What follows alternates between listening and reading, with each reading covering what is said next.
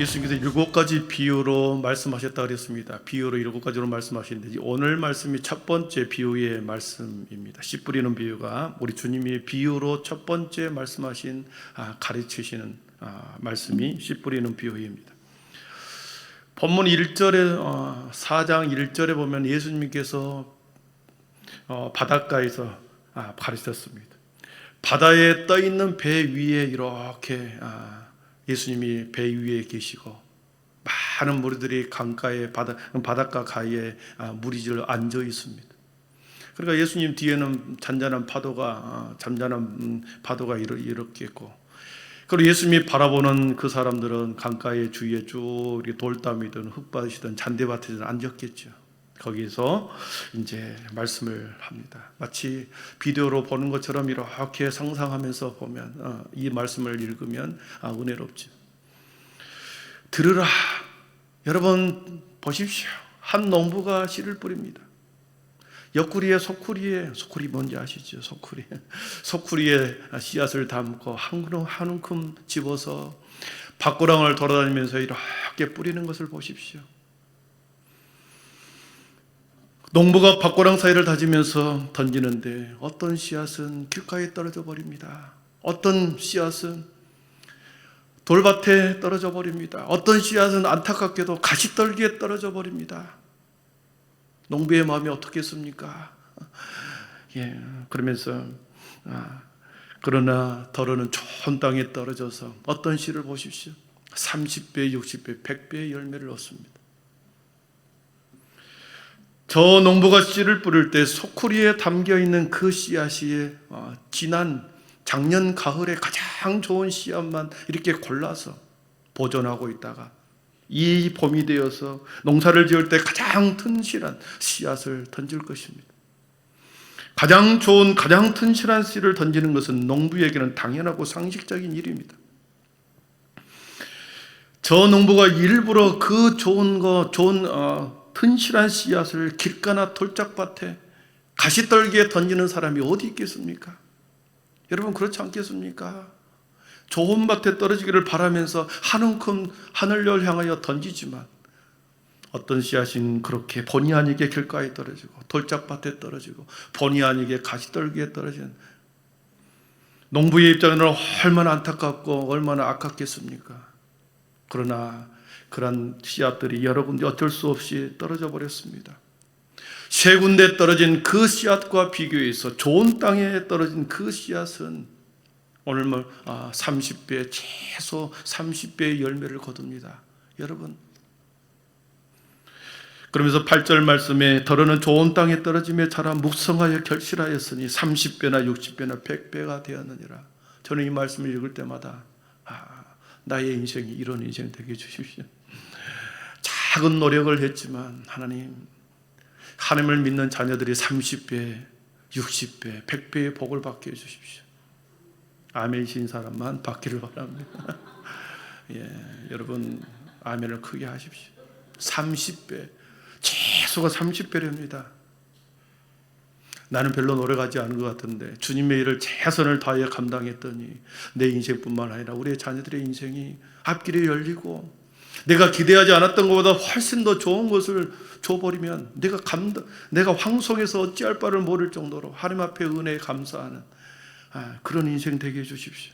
여러분 이렇게 기도하기를 축복합니다. 좀 더 커졌네. 왜 이런 결과가 나왔을까요? 세 군데 떨어진 씨앗은 하나도 열매 맺지 못하고 좋은 땅에 떨어진 씨앗은 30배, 100배의 열매를 맺었다. 무슨 차이겠습니까? 씨앗을 땅이 품었느냐 품지 않았느냐 이 차이입니다. 땅이 그 씨앗을 온전히 품었느냐, 땅이 온전히 그 씨앗을 품고 오랜 시간 동안 품고 있었느냐, 거기에 차이가 있는 거죠. 우리 요한복음 12장 24절 한번 같이 읽어보겠습니다. 요한복음 12장 24절입니다. 내가 진실로 너희에게 이르노니 한 알의 밀이 땅에 떨어져 죽지 아니하면 한 알 그대로 있고 죽으면 많은 열매를 맺느니라 그랬습니다. 내가 진실로 너희에게 이르노니 한 알의 밀이 땅에 떨어져 죽지 아니하면 한 알 그대로 있고 죽으면 많은 열매를 맺는다 그랬습니다. 좋은 땅에 씨앗이 떨어져서 그 씨앗이 땅에 품으면, 그 씨앗이 품어서 썩게 되면 많은 열매를 맺는다. 그러나 하늘 그대로 있으면 어떤 열매를 맺히지 못한다. 그러니까 열매를 맺기 위해서는 반드시 땅의 씨앗을 품어야 된다. 오랜 시간 동안 땅에 품어야 된다. 그 품었던 그 씨앗은 죽어야 된다는 거죠. 씨 뿌리는 비유를 통해 우리에게 두 가지 진리를 가르쳐 줍니다. 땅의 씨앗을 품어야 한다는 것, 씨앗을 반드시 땅이 받아들여야 한다는 것, 오랫동안 받아들여야 한다는 것, 그리고 떨어진 씨앗이 반드시 죽어야 한다는 것. 살아있으면 하늘 그대로 있지만 떨어진 씨앗이 반드시 죽어야 한다. 그래야 30배, 60배, 100배의 열매를 맺는다. 이 진리를 가르치는 거죠. 예수님께서 바닷가 주위에 앉아있는 수많은 사람들에게 보세요. 좋은 땅에 떨어진 씨앗은 이렇게 많은 결실을 맺습니다. 그러면서 오늘 말씀 9절에 들을 귀 있는 자는 들으라 하십니다. 들을 귀 있는 자는 들으라. 그 당시에 예수님의 말씀을 들은 사람들뿐만 아니라 오늘을 살아가는 저와 여러분들에게도 이 말씀은 수십 번 우리가 신앙생활하면서 많이 들었습니다. 우리가 읽었습니다. 보고 듣고 읽었습니다. 여러분의 귀에 들을 귀 있는 자가 되기를 축복합니다. 듣기는 들어도 깨닫지 못하고 이해하지 못한다고 한다면, 알아듣지 못한다고 한다면, 아무리 우리가 하나님의 말씀을 잘 전한다 그래도 소위 소귀의 경리기 아닙니까? 소귀의 경을 읽어준다. 경전의 말씀을, 귀한 말씀을 아무리 들려준다고 해도 소가 그것을 들을 수 있겠습니까? 귀 있는 자는 들으라. 이 말씀을 보는 모든 사람들 향하여 주신 주님의 말씀이 오늘을 살아가는 우리들에게 주시는 말씀인 줄 믿습니다. 그래서 오늘 제가 전하는 말씀에 여러분 들을 귀 있기를 축복합니다. 이 비유의 말씀을 통하여 주님께서 수많은 무리들에게 하고 싶은 말이 무엇일까? 그 수많은 무리들에게 하고 싶은 말이 무엇일까? 씨앗이 떨어져 그 씨앗을 품는 그 땅에 대해서 이야기를 하고 있지만, 그 땅은 이 세상에 강가에 앉아있는 사람을 주님께서는 네 종류의 사람으로 분류를 하고 있더라는 거죠. 이 세상에는 네 종류의 마음의 밭이 있다. 네 종류의 사람들이 있다는 것을 알 수 있습니다. 씨앗을 받아들이는 네 종류의 밭은 곧 하나님의 말씀이 세상 가운데 이렇게 던져졌을 때, 예수님의 말씀이 선포되고 수많은 사람들에게 전파될 때 그것을 받아들이는 종류의 네 종류의 사람들이 있다는 것을 우리에게 말씀해 주죠. 똑같이 무리들이 바닷가 육지에 앉아서 주님의 말씀을 듣습니다. 많은 무리들이 배 위에서 선포하는 주님의 말씀을 듣죠. 그 말씀을 가르치는데 그 말씀을 받아들이는 사람의 마음의 태도가 다 다르더라는 것입니다. 여러분, 첫 번째 길가와 같은 마음이 있었습니다. 우리 15절을 한번 같이 읽어봅니다. 15절에 주님께서 길가와 같은 마음을 어떻게 표현하고 있는지 같이 읽어봅니다. 말씀이 길가에 뿌려졌다는 것은 이들을 가리킴이니 곧 말씀을 들었을 때에 사탄이 즉시 와서 그들에게 뿌려진 말씀을 빼앗는 것이요. 아멘. 네. 하나님의 말씀이 세상 가운데, 무리들 가운데 뿌려졌을 때, 그 말씀을 들었을 때 사탄이 즉시 와서 어떤 사람들의 마음속에는 그 말씀을 마음에 품지 못하도록, 땅에 씨앗을 품어야 되는데 품지 못하도록, 하나님의 말씀이 그 사람들의 마음에 품을 수 없도록 사탄이 와서 그 사람의 말씀을 다 빼앗아 버렸다. 즉시 와서 빼앗아 버렸다. 사랑하는 성도 여러분, 사탄은 언제나 성도와 적대적인 관계를 갖고 있습니다. 그래서 주님께서 이 사탄은 도적질하고 죽이고 멸망시키기 위해서 존재한다는 거, 주님은 사탄을 그렇게 말했습니다. 복음을 받아들이지 못하게 하는 일체의 이 세상에 수많은 사상들, 이론들, 이데올로기들, 무신론자들, 불가지론자들, 이런 사람들의 사상과 생각들이 우리의 마음속에, 생각 속에 가득 쌓여 있다고 한다면 하나님의 복음의 말씀이 아무리 들려진다고 해도 이것을 받아들일 수 없다는 거죠. 세상에 많은 지식들로 가득 차 있을 때, 세상에 온갖 종류의, 세상에 많은 이데올로기에 일체의 사상들 속에 사람들의 마음과 영혼이 빼앗겨 버렸다고 한다면, 거기에 말씀이 떨어진다 해도 그 말씀을 품을 수 없다는 것입니다. 여러분, 이렇게 단단한 길가와 같은 사람의 마음이, 하나님께서는 이런 사람이 있는데 이 사람이 변해야 된다는 것입니다. 어떻게 변하라고요? 좋은 땅으로 변해야 된다. 주님은 이것을 말하기 위한 것이었습니다. 여러분, 길가와 같이 단단한 마음, 세상의 지식으로 가득 차 있는 마음, 이 사람은 어떻게 변화되어야, 어떻게 해야 좋은 땅이 될까요?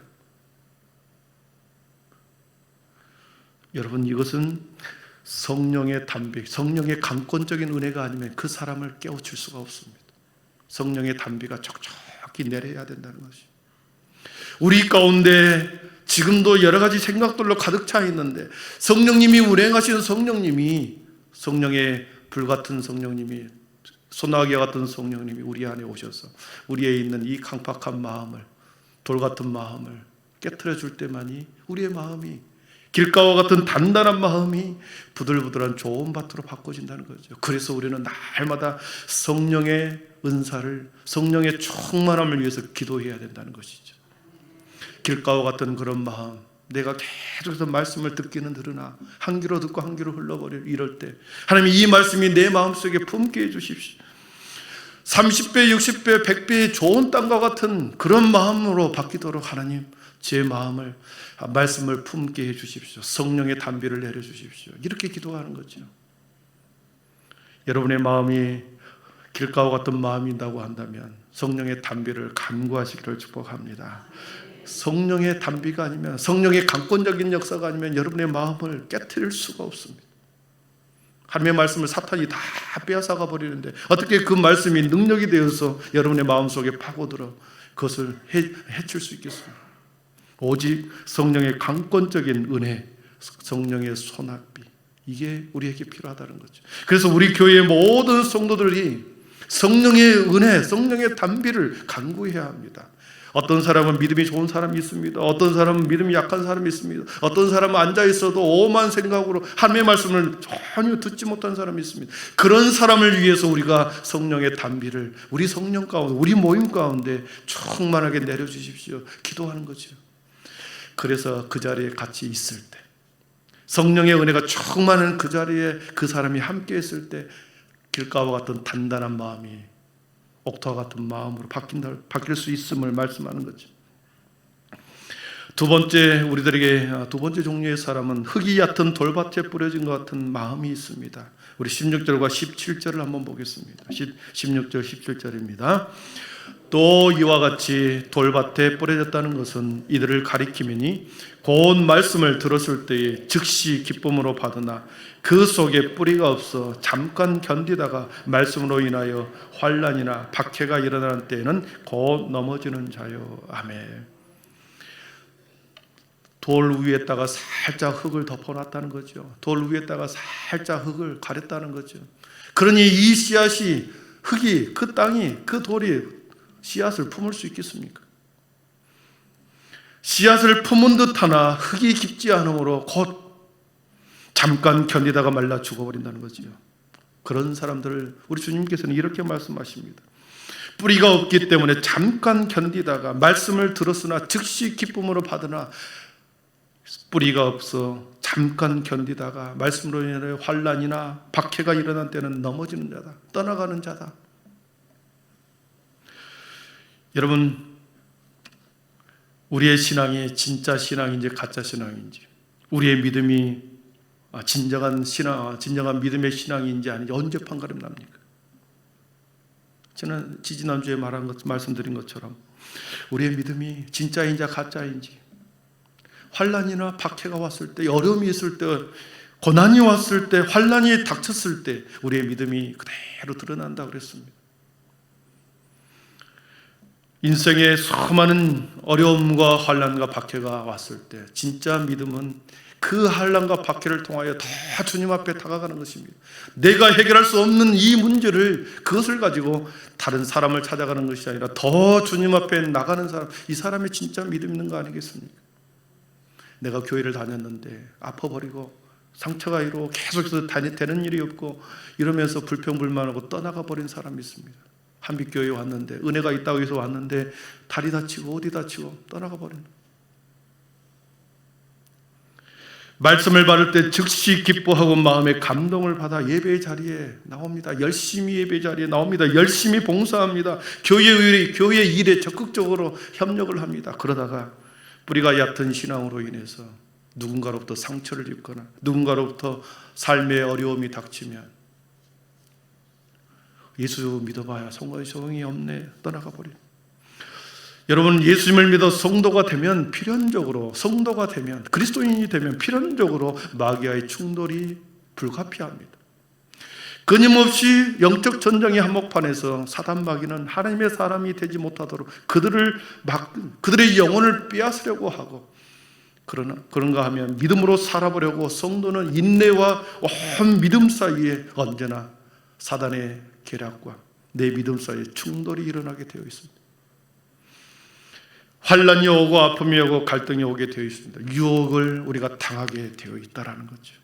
이 모든 어려움을 이겨내고 끝까지 믿음의 훈련을 통해 이겨낼 때 우리의 믿음의 신앙이 자랄 텐데, 그렇지 않으면, 넘어져 버리면, 믿음의 뿌리가 없으면 잠깐 견디다가 무너져 버린다, 쓰러져 버리는 거죠.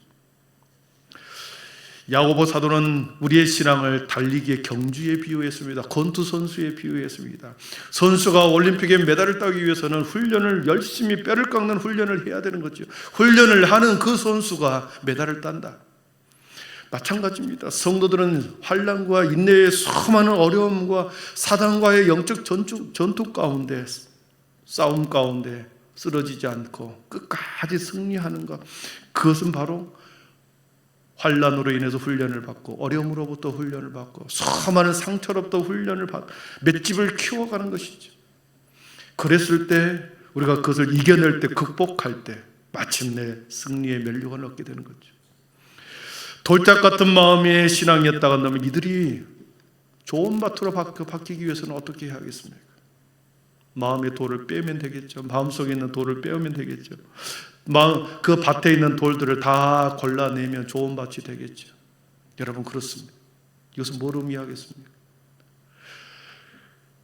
여러분, 가시떨기에 떨어진 그 나무는, 돌짝 같은 그 마음은 우리의 마음속에 돌을 뽑아내고 걸러내면 좋은 옥토가 됩니다. 이것은 무엇을 의미하겠습니까? 환난과 어려움과 시험 가운데, 이 시험을 우리가 매일 말씀과 기도로 날마다 이것을 기경할 때, 환난과 어려움을 우리가 무엇으로 이겨낼 수 있겠습니까? 기도로 이겨내야 되는 거죠. 그 문제를 가지고 내가 품고 그 문제를 가지고 기도로 승화시키는 거죠. 기도로 기경해 가는 것입니다.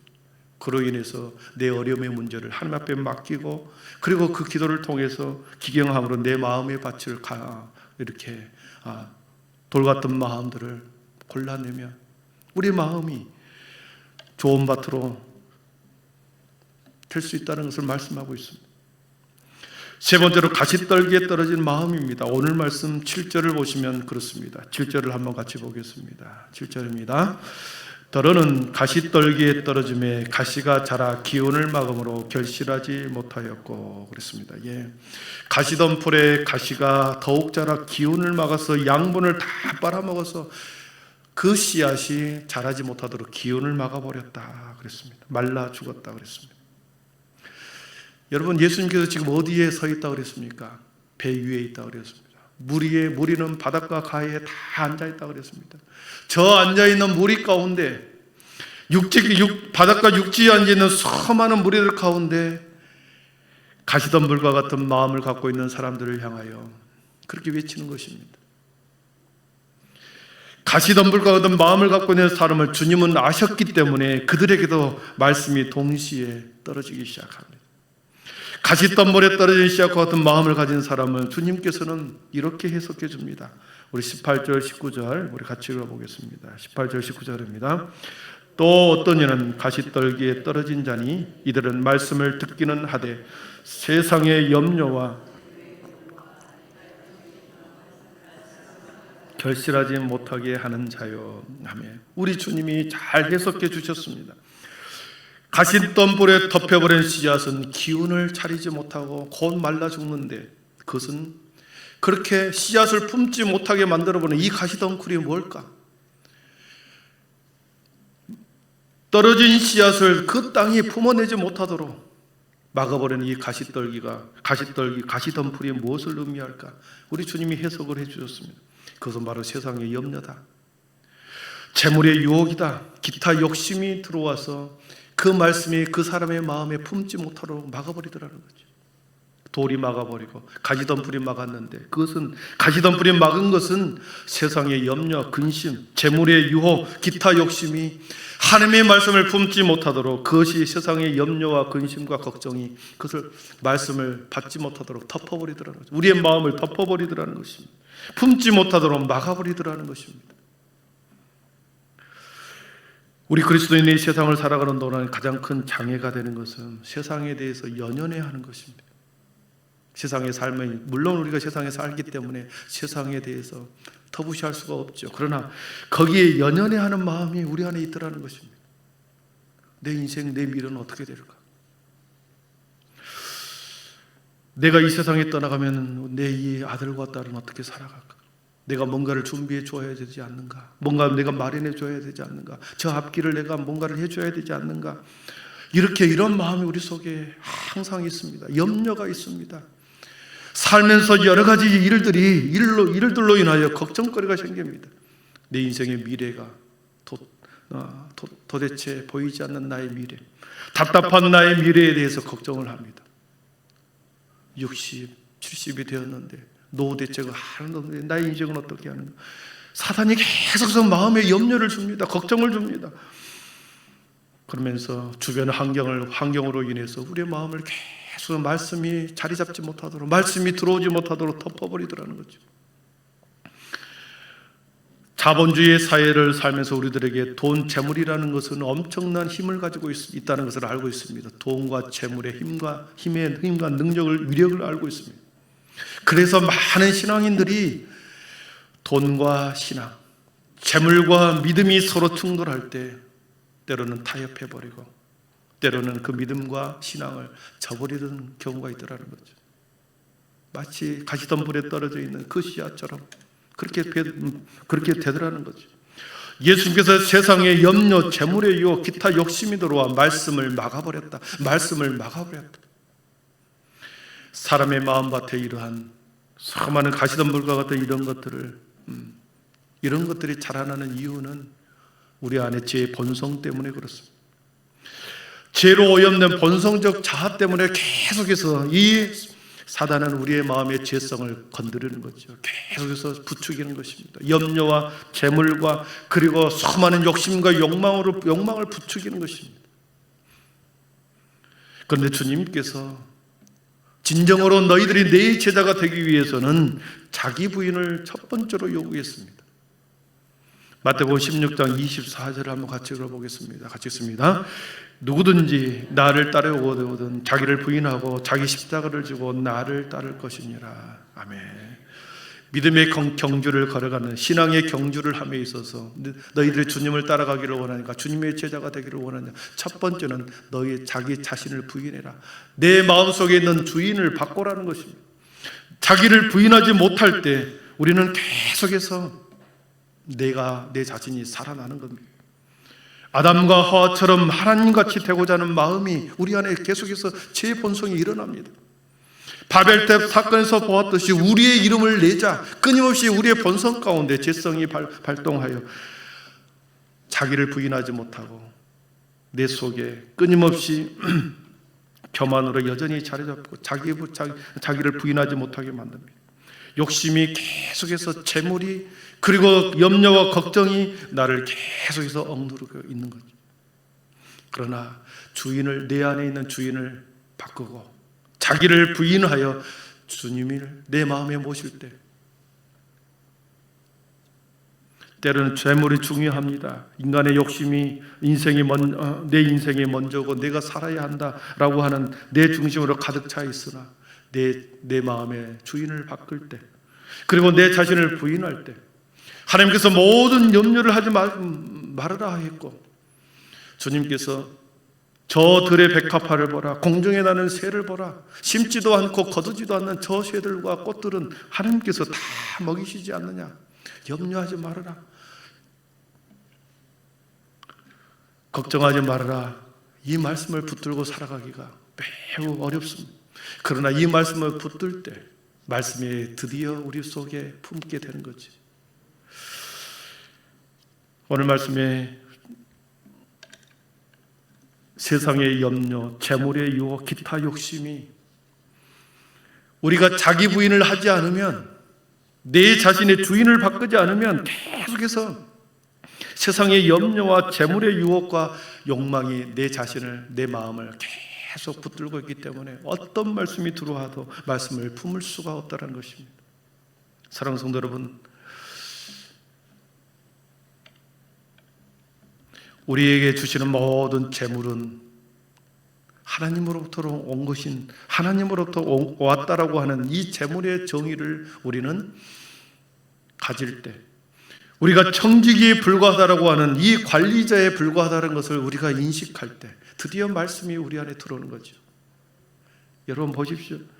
내가 수고를 다하여 열심히 땀 흘려 거두어들이는 이 전부, 이 모든 물질이 다 내가 한 것이다, 내 것이다고 주장하는 그 순간부터 여러분 그 재물에 집착할 수밖에 없습니다. 그러나 이 모든 재물이 주님으로부터 온 청지기, 주님으로부터 온 것이고 나는 잠시 하나님의 은혜 가운데 이것을 관리하는 청지기에 불과하다, 이러한 믿음이 있을 때는 우리 마음속에 수많은 재물이 들어오고 욕망이 들어온다 할지라도 여러분, 이것은 주님이 잠시 나에게 맡기는 청지기에 불과하구나, 이렇게 믿음이 들어올 때 말씀이 우리 안에 자리 잡게 되는 것이죠. 부자 청년이 많은 수확을 거두었습니다. 곳간에 가득 찼습니다. 창고를 짓습니다. 그리고 내 영혼이여 안심하자, 자신의 배를 두드리면서 내 영혼이여 안심하라. 그러면서 주님께서 그 청년에게 말합니다. 이 밤에 내 영혼을 취하여 가면 이 모든 것이 누구의 것이 되겠느냐 질문할 때 아무런 대답하지 못한 어리석은 청년을 우리가 보았습니다. 나의 모든 소유, 나의 모든 것이 주님께로부터 왔다라고 인정하고 잠시 내가 선하게 관리하는 청지기의 마음, 믿음이 있을 때 내 자신을 우리는 부인하게 되고, 이것이 모든 것이 주님으로부터 왔다라는 것을 인정하게 될 때 우리는 거기에서 말씀이 가시덤불과 같은 그런 마음들에서 말씀이 우리 안에 품게 되는 것이죠. 그래서 좋은 옥토가 되어서 30배, 60배, 100배의 결실을 맺는다는 거 아니겠습니까? 말씀을 정리합니다. 주님께서 첫 번째 씨앗의 비유를 통하여 사람들이 이 세상에 말씀을 받아들이는 네 종류의 사람이 있다. 그런데 우리 주님께서 단순히 사람을 네 종류로 구분하는 것이 목적이 있는 것이 아니라 좋은 밭과 같은 사람, 길가와 같은 이러한 마음이 있는 사람이라 할지라도 하나님께서 좋은 밭으로 변화될 수 있다는 것을 말하는 거죠. 비록 내 마음이 지금은 돌밭으로 가득 차 있는 그런 마음이 있다 할지라도, 가시덤불로 가득 차 있는 그런 마음이라 할지라도 그것이 제거되고 치워지면, 뽑히고 없어져 버리면, 단단했던 것이 풀어져 되면 좋은 밭이 될 수 있다라고 하는 것을 말씀하고 있습니다. 보십시오. 우리 교회 안에 많은 성도들이 있습니다. 신앙의 연륜이 다 다릅니다. 믿음의 정도가 다 다릅니다. 어떤 사람은 아까 말한 것처럼 길가와 같은, 어떤 사람은 돌짝과 같은, 어떤 사람은 가시밭들과 같은 그런 마음이 있고, 어떤 사람은 좋은 밭과 같은 그런 마음이 신앙인들이 있는 거죠. 그렇기 때문에 함께한 모든 공동체 안에 다양한 사람이 있기 때문에 이 사람이 길가와 같은 말씀을 교회 안에 있지만 말씀을 계속해서 거부하는 사람들을 향하여 그들을 기다려주고, 그들의 마음이, 단단한 마음이 성령으로부터 다시 깨트려지도록 우리가 기도해줘서 돌 같은 마음이 제거되도록, 가시덤불과 같은 그 가시들이 다 제거되도록 우리가 함께 광한 공동체 안에서 그들을 기도하고 기경해주고 기다려주면서 모두가 좋은 밭으로 되기를 원하시는 것이 주님의 마음이었다는 것입니다. 아멘? 그렇습니다. 우리 주님이 사람을 단순히 구별하기 위해서 이 씨 뿌리는 비유를 한 것이 아니라 길가와 같은 사람이 좋은 밭이 될 수 있다. 돌 같은 마음이 지금은 돌 같은 마음으로 단단한 그런 돌 같은 마음이 있지만 이 사람도 언젠가는 좋은 밭이 될 수 있다. 가시덤불과 같은 사람도 언젠가는 좋은 밭이 될 수 있다. 사랑하는 성도는 우리가 더 기다려줘야 합니다. 우리가 더 성숙해지도록 인내해야 합니다. 우리가 끊임없이 성령의 은사를 기다리면서 우리의 마음이 변화되기를 기도해야 합니다. 그러게 계속해서 우리가 서로 중보기도 하면서 마음에 있는 우리의 마음 속에 있는 수많은 돌 같은 마음들 끄집어내야 합니다. 그래서 우리 모두 다 우리 교회가 좋은 밭이 되어서 우리 모든 성도들이 다 30배, 60배, 100배 우리 교회가 지금보다 내일보다 더 많은 생명으로 가득한 교회 되기를 함께 기도해야 하자는 거죠. 우리 주님은 그것을 기대하고 있는 줄 믿습니다. 기도하겠습니다.